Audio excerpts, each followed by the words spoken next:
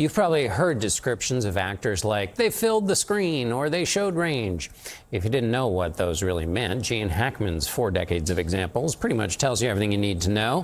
For tonight's interview, we are joined by Variety magazine's executive editor, Brent Lang, to talk about Hackman's legacy of work. Thanks so much, Brent, for being here tonight. The Times wrote about Hackman. He was the consummate everyman.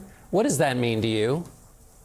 Yeah, I think that's actually the perfect way to describe him. I mean, the magic of Gene Hackman is that he didn't look extraordinary. He looked ordinary. He looked like your neighbor, your uncle, your grandfather, your father, yourself. I mean, he was the movie star as every man. I think that's a perfect way of putting it. No matter what role he played, he could play a spy, a submarine captain, a soldier, a policeman. He just seemed so real. He seemed like a person you might know. And is that what we mean when we talk about having range? I think that's absolutely what we mean. But I mean, it goes beyond that because he also was able to do that, to be so truthful in a wide range of genres. He could do hilarious comedies like Young Frankenstein or The Birdcage. He could do something like Royal Tenenbaums, but then he could do some sort of searing drama like Mississippi Burning or a police procedural like French Connection and be utterly believable in everything that he did. He never had a false move on screen. Help me think about or place him in the category of leading men from his age, and also just what would he be considered a leading man?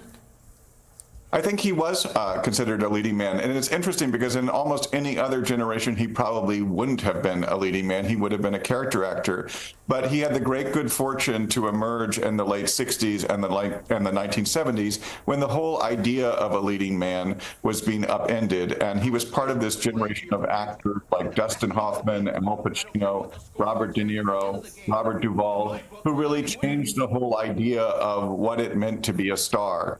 And I think he was able to create these really nuanced performances and have these kind of anti-heroes. A lot of the people he played lived in a really morally gray, morally ambiguous area. And it made the parts, it made the films all the more fascinating because of the life he breathed into them. Do you have a favorite Hackman character or movie?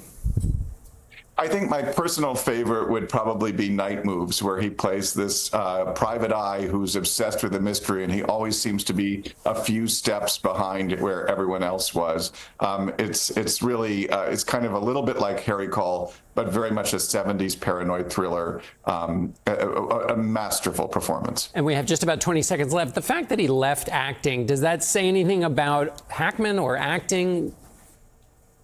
I think it only says that he wasn't a pretentious actor. He wasn't interested in actorly things. He wasn't part of the Hollywood scene. He was an everyman on screen and off.